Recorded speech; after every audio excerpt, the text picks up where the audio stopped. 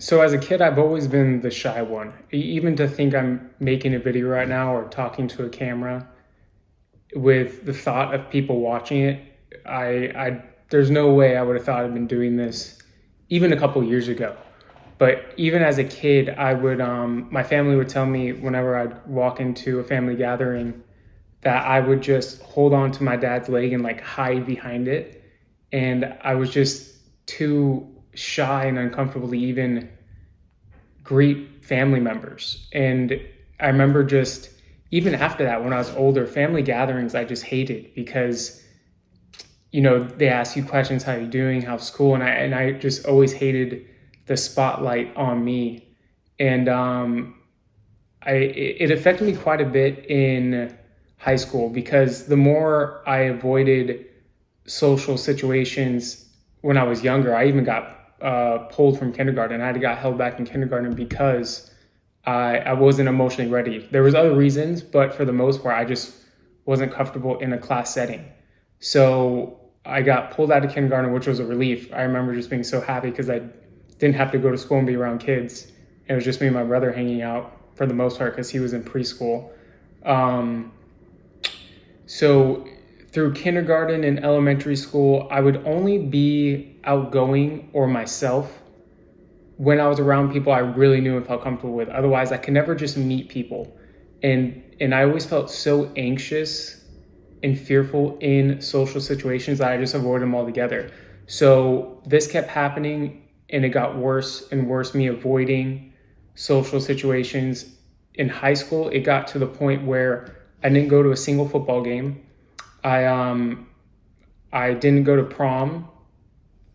No, I went to prom. I didn't go to any of the homecomings until senior year. I only went to homecoming and prom my senior year. Other than that, I didn't do anything. I just stayed at home, played video games. I had no dating life. I didn't even kiss a girl in high school because my anxiety was so bad that I couldn't be around anyone, any small group. Even when I made the basketball team, some of my teammates would want to hang out, and I would just make excuses to why I couldn't hang out. And what I would do would just go play basketball. It was kind of my escape from hanging out. I'd be like, oh no, I'm gonna work on my game or whatever it is, and I wouldn't hang out. But it became a really big problem when I moved away to college because I didn't know how to meet anyone, right? So it was just like I was starting from scratch and I had no way to get a +1. Like I didn't know how to get one friend or start new somewhere else. So I fell into a little bit of a depression, and my depression looked different than others. I think when other people think of depression, they think really sad.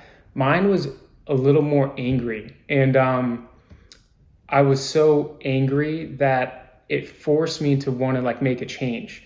So I always had this kind of image of myself being more charismatic. I just didn't know how to get there. So once I read some books, watched some videos, and figured out how to get there, I made some big changes. So I would go to the mall by myself and talk to anyone I knew. And I was a freshman in college at this time, so I was 18, 19. And then I would just walk around school, approach anyone I found attractive, and anyone that I saw from class. In class, I would talk with people around me. And then at Starbucks for 2 years straight, when I worked at Starbucks, any customer that came in, I tried to find a way to make them smile or laugh. It didn't matter if they looked rushed, angry, if they were homeless. It didn't matter what the situation was. My goal was, how can I make this person like me? So I did that for many years. And then even after Starbucks, I started taking on management roles and started to direct people and lead people. And every day I would go into work, I'd be like, focus on something that I can improve on to help ease some of my discomfort in social situations. It didn't matter what, small group, big group, having tough conversations. I just forced myself to just chip away, kind of like a person in a video game. I view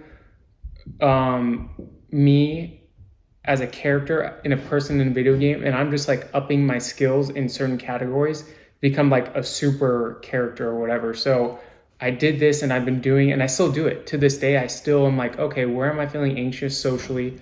Where can I improve? And I just attack it. But from everything I read about social anxiety, overcoming shyness, I would say that some of the biggest signs, because if you suffer this, you'll probably already know. If not, I'm going to bring awareness to it. But some of the biggest signs of being shy are withdrawn.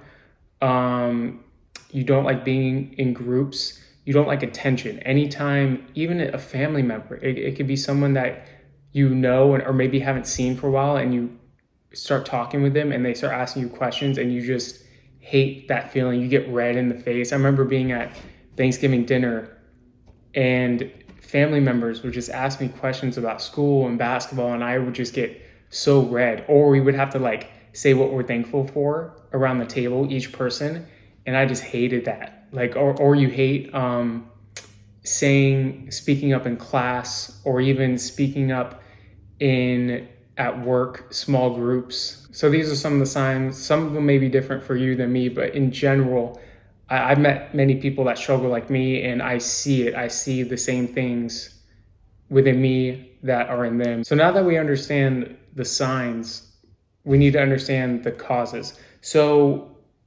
obviously, one of the biggest causes is just fear of disapproval or fear of rejection. So this is innate. This is something that our ancestors were very mindful of, because if they got kicked out of the tribe, it was very hard for them to survive, because you needed a tribe back in the Paleolithic days to survive. You needed members in a group to hunt, to build shelter, to cook, to clean, to take care of kids. So you needed to be a part of the tribe. If you felt like you weren't, or you're about to get kicked out, it caused a lot of fear, because you knew you were probably going to die. So that fear hasn't left us. And fear and emotions, they just get passed on from generation to generation, just like traits. For example, someone who has anxiety, their parents normally have it, and then their grandparents have it. So if we walk around fearing disapproval or rejection, that means we really do care about what people think. And again, this is innate. And there's nothing you can really do about it. But some people seem to care more about it than others, or the fear of rejection seems to affect people more than others. I know some people that like, they were just so out there and outgoing. They just were so expressive and loose socially. And I was just like, how's that possible? And after just doing a lot of reading and researching, it was just the fact they didn't care as much about disapproval. They felt okay with rejection. They felt okay if they got rejected. But if you're someone who cares, who seems to care a little more, be more scared of rejection, it's normally started again as a kid. Some of it's innate, but some of it's also parenting. Most of it's actually parenting. So if a parent shamed you for crying, stop being weak, then you're immediately gonna think any negative emotion or sad emotion is bad, and you're gonna feel bad for having these emotions. So you're gonna walk around with this self-perception of yourself of being bad because you have these emotions. And anytime you see someone being happy, you just don't know how to resonate with that. Or it could be a parent that was just very distracted all over the place, didn't give you that approval or attention. So then you felt like you weren't good enough. So at the heart of it, there's always some sort of shame that you don't want other people to see. So at the heart of a lot of our fear of rejection is us walking around thinking that if we say or do anything, we're going to be rejected, or that we're just not lovable, that there's, that we're already so defective that we withdraw and don't put ourselves out there. We're not expressive because we believe we're going to get rejected. And besides parenting, another factor that can be affecting your anxiety socially is societal standards. So let's say you're someone who's not good looking, what society deems good looking, which changes all the time. But if you're someone who's not good looking, then you're going to walk around already thinking you're not good enough. And you're going to compare yourself to other people, and you're going to be like, that person's better. Or you're just going to be thinking people are only looking at you for your looks and judging you by your looks. So now that we understand the causes, what can we do to fix it? So one thing you don't want to do is what's common advice is stop caring what people think, because that's innate. You're going to have to care what people think. We are going to have to walk around and be mindful of what people are thinking of us to advance in work. At a job interview, for example, like if you didn't care what that person thought, you would probably just talk to them as if they were your friend, but that's not going to work. You have to care a little bit about this person interviewing you, understand what they're at, where they're looking for, and communicate to their values. If you're first meeting someone, you can't just completely be yourself because you don't know who this person is and how they're going to react, right? Like what I would say to one of my friends and how I connect with one of my friends is different than another friend because I know who they are. So you're always going to care what people think. It's more so not letting it run you or control you and learning to care a little less. So how do you care a little less? I think one thing for me that worked and seems to work in general is just realize the pain it's causing you. Realize how much fear and anxiety you feel from caring so much that you're just like, you know what?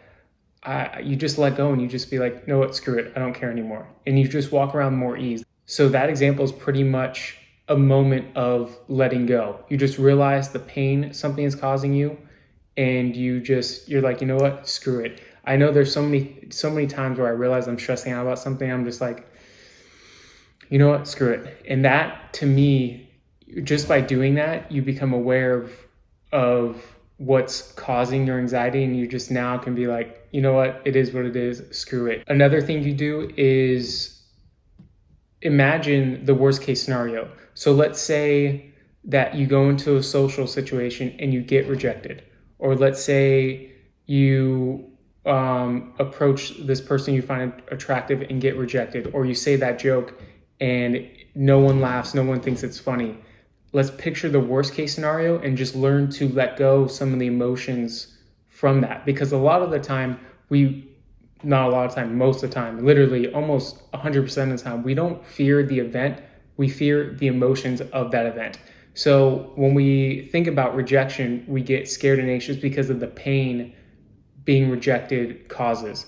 So if we just really analyze it and just think, okay, if I get rejected, I'm not going to die, right? I'm not living in ancestral time period.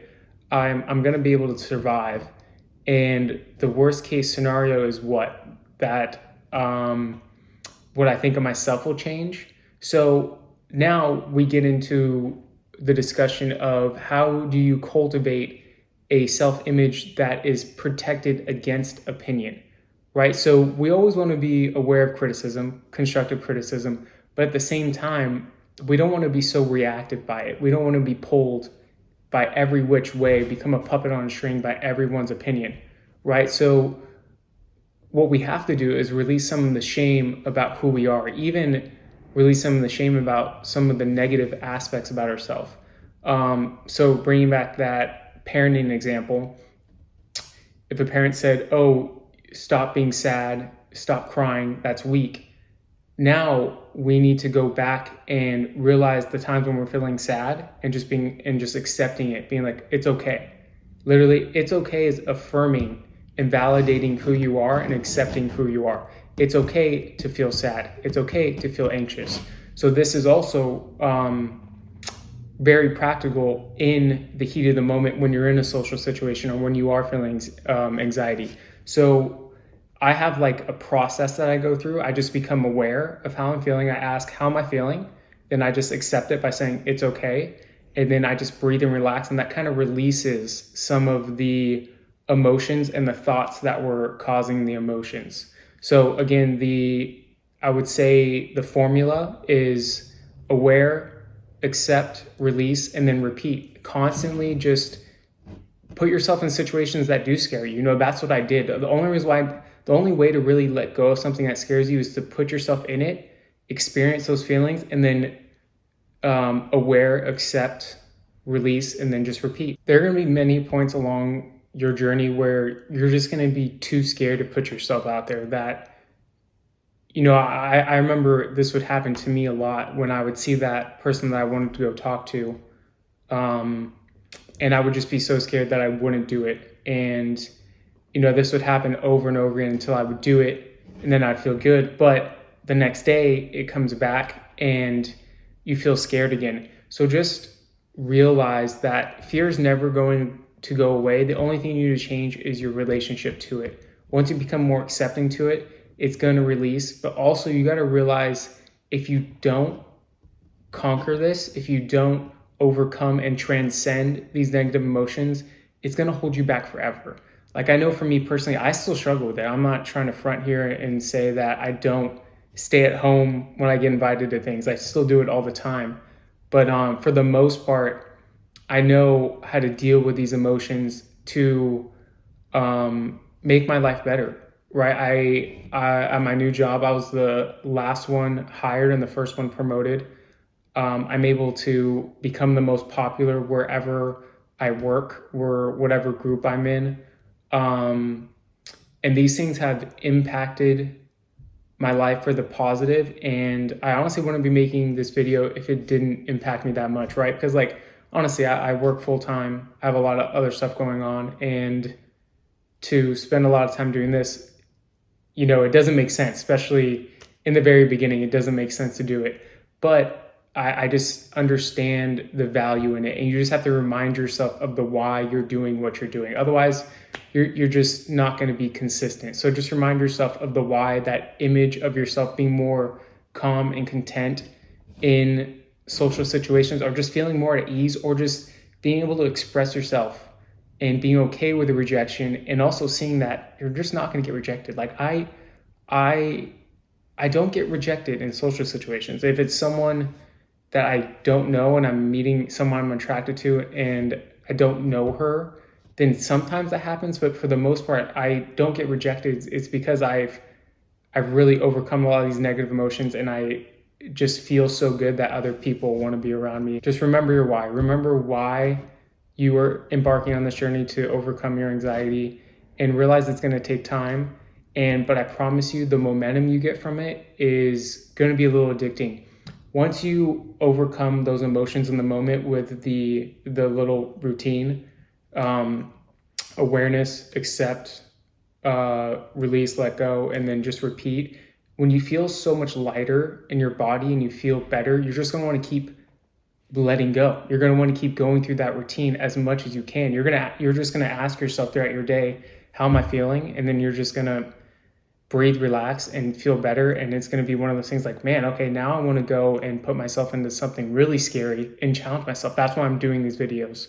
That's why I'm even putting myself out here on YouTube. So just realize the positives of embarking on the journey, but also realize, if you don't understand the negatives too, if you don't go through this journey, you're going to be alone. You're not going to make as much money. And you're just not going to be as happy with yourself. Life is very short. It's now that I'm 30, I look back at the last 10 years, 11 years, I've had close people no longer with me. And you just realize how short life is. And it's the moments where you're just so scared and withdrawn that time seems to go by. I remember someone that was close to me, when they broke up with their girlfriend of many years, we were talking and he was just like, man, if I don't put myself out there again and I don't overcome even my fears socially, I'm going to be alone, or I'm never going to find a wife, and I'm never going to have kids. So I have to do this. It depends on who you are. So you can motivate yourself by the vision, or of a positive vision, or a negative vision. So just be congruent to yourself. Again, accept whatever comes up, accept everything you're feeling. It's okay. Remind yourself it's okay to feel blank, whatever it is. It's okay to have this thought. It's okay to be bad at X. There's many things I'm bad at, many things I'm good at. I'm okay with both. It is what it is. Until next time.